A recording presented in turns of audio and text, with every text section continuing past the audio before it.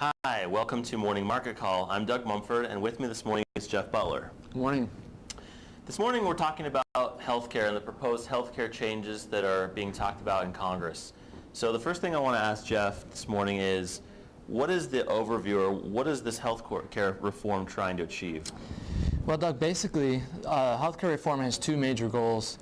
One would be to reduce the costs overall for Americans, for businesses, and for government. The second would be to increase the quality of healthcare that we have here in America. So they plan on reducing costs by protecting families from bankruptcy and high debt due to healthcare costs, as well as making it affordable for all Americans to purchase. And they plan to improve the quality by guaranteeing that that you have a choice of doctor, and by improving patient safety with their doctors.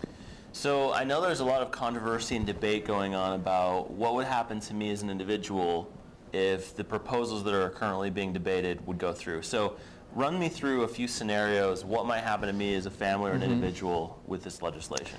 Right. Well, it really depends on what your current status is right now, whether you're insured through your employer, you're self-insured, or you have your own insurance, or you don't have insurance at all.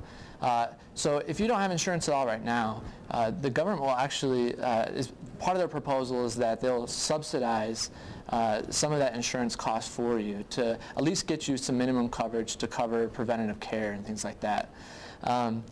If you're currently insured through your own private insurance, the benefits of that is hopefully your employer will actually be required to carry insurance as well, so that may lower those costs for you. And if you're already insured through your employer, and hopefully this is the big caveat, is that if this healthcare reform really does increase the efficiency and lower the cost for everyone, then that's going to lower the rate at which your current healthcare premiums are increasing through your employer. However, all this comes with a few big cons as well. So if you're a young, healthy person like yourself, Doug, this actually might end up increasing your cost of healthcare, because in fact you would then be subsidizing some of the tax benefits that people that can't afford it or have extremely high healthcare have to pay. So kind of like we're already doing with Medicare and Social Security in a way. Right. So this kind of be above and beyond what we're already experiencing. Also, you could be penalized if you choose not to buy your own health care coverage. So it would be mandated across the board. And still, even after all these measures are taken, healthcare still might not be affordable for you or for certain classes of income. Interesting. So I'm not the only person that cares about healthcare reform. What about other stakeholders such as employers, insurers, the pharmaceutical companies? Where do they stand on this legislation? Right. Well, typically across the board, most people and interest groups are in favor of healthcare reform of some kind. The big debate is to what extent and to what degree. Most drug producers and hospitals have already gone through and basically cut deals with the White House to effectively, they would agree to lower the amount of payments that they receive from Medicare and Medicaid, and in return hope that a lot more people become insured through the government's new program. The big problem with that is, as we see this legislation coming out, there's still around 25 million that will be uninsured. So they have a big problem with that. Doctors are pretty divided.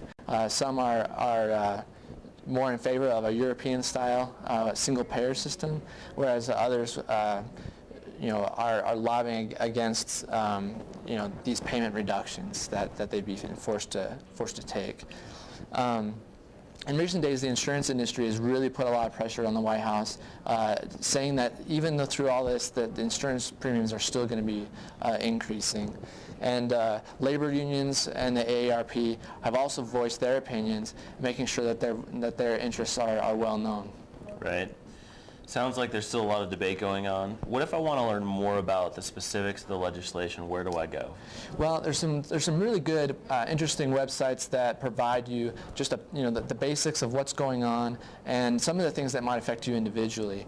One of those is going to the Washington Post. They have a great setup as far as what is going on currently in healthcare and some of the latest breaking news on that.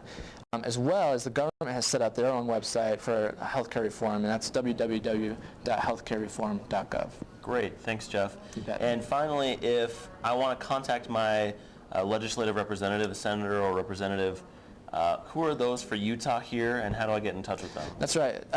If you want to have your opinion known, it's best to contact your representative. So in the Senate, we have Robert F. Bennett and Orrin G. Hatch here in Utah, and our representative district here in Provo is Jason Chavez. And so you can find their information on government websites. Contact them and let your opinion be known. Great. Thank you so much, Jeff. Well, for Morning Market Call, I'm Doug Mumford, and my guest this morning has been Jeff Butler, and we've been talking about healthcare reform. We'll see you next time. The Morning Market Call is a production of the Marriott School of Management at Brigham Young University and is made possible by generous donations from Larry Kashjan and Gary Williams. This webcast was produced by Greg Lee, Tim Hart, Julie Kellett, and Jonathan Marucci.